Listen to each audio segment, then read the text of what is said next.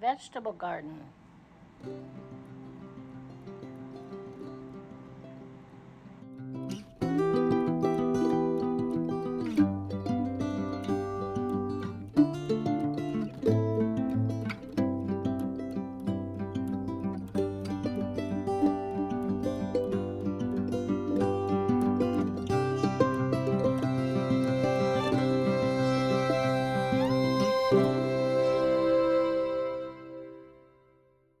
Here we have our dill, the zucchini.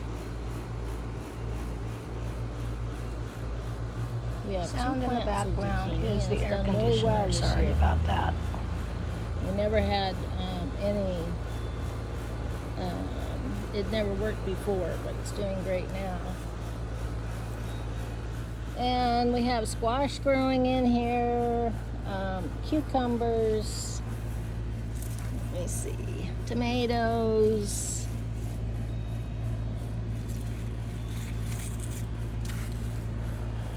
These are cucumber plants. See this little tiny one right there.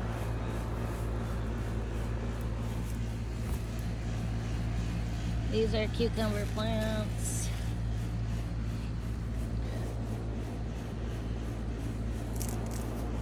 Excuse me. And this is a vine finding its way around. More tomato plants. There's another tomato plant. It has some big green tomatoes on it. This right here is our, it is sweet potatoes. And we'll harvest these in the fall.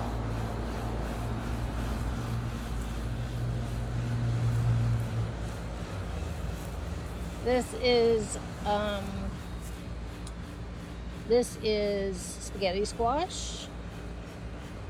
There's a few down there. I think we have about 4 growing.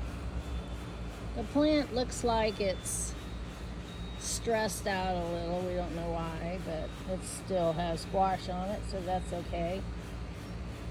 We have plum tree.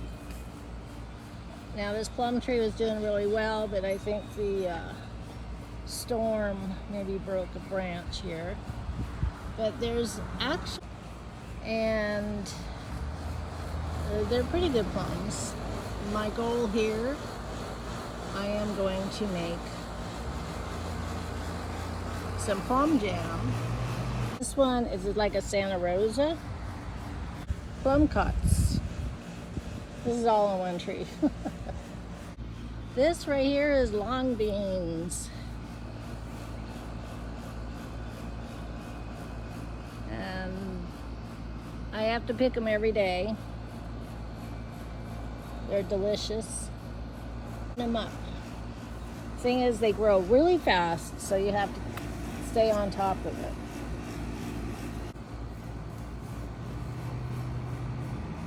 And my husband and I built this for the long beans to grow in.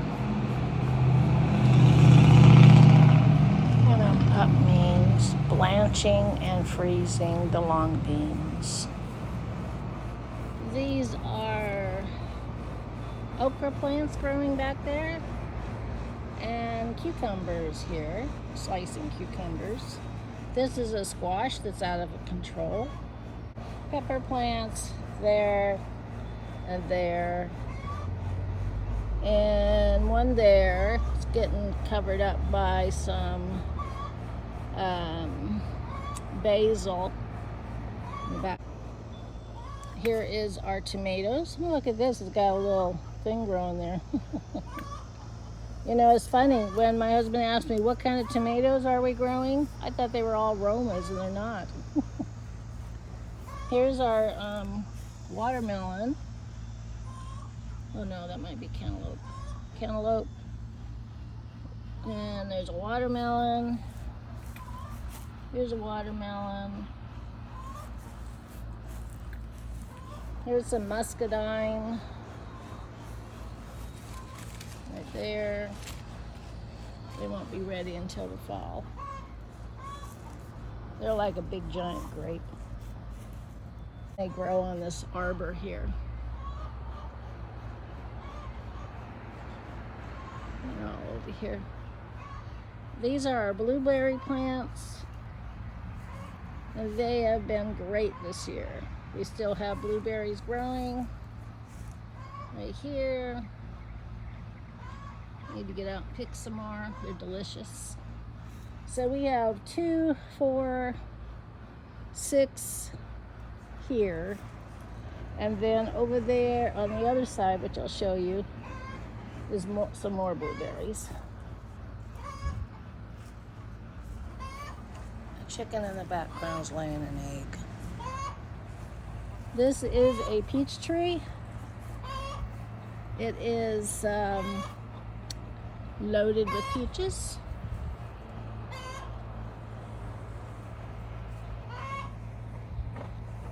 They need to be sprayed again though because of bugs.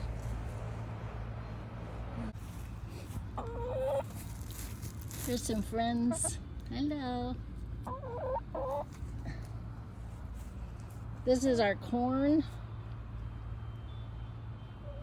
And in the background is plums. Here's a peach tree that just finished.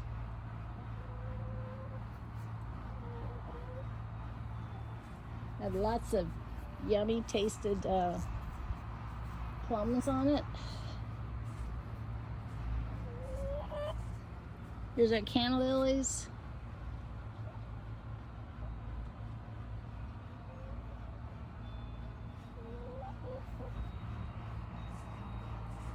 Okay, so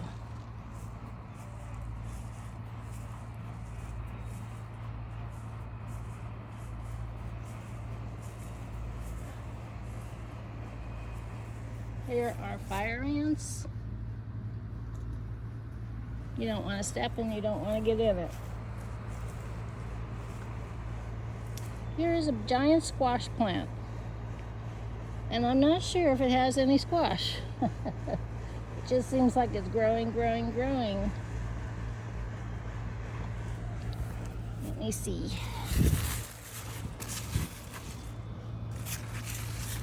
If it doesn't start producing, it's going to get cut down, fed to the chickens. Okay. So this is goldenrod. Don't like it. Here is some beautiful flowers, zinnias, different sorts, mints. Here is the other part of that giant squash plant. Actually, there was 2 of them in here. Oh yeah, so there's a squash right there. Looks like a pumpkin. Oops, a field pumpkin. That's what it is. It might get eaten. My daughter-in-law said you can eat green ones and cook them though. This is another squash plant. And there it is.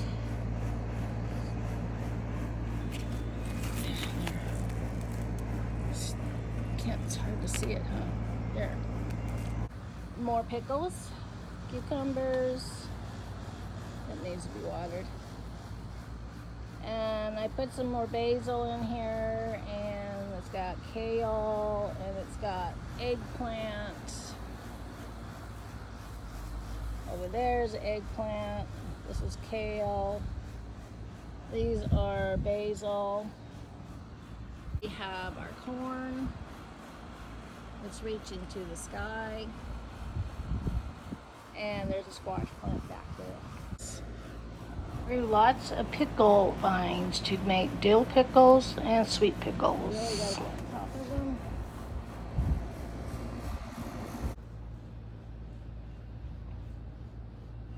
There is fish in there. They are mosquito fish. These particular plums they taste like apricots. And these taste like those, I can't remember them, the red plums. but they're both underripe because I had to pick them early because of worms and whatever was going on with the tree. So here I'm cooking them, and I'm just doing small batches. And when I put them in the pot, I just put in like a half cup of water so they wouldn't stick. And what my goal is here is I'm going to eventually make plum jam. But I'm going to cook these down and then cook them down, cool them off, and put them in the freezer. And then once I get a big old batch, then I'll make a big old batch of plum jam. Okay. See you later. Here's the plum jam I made. Thank you for watching. I'll see you next time.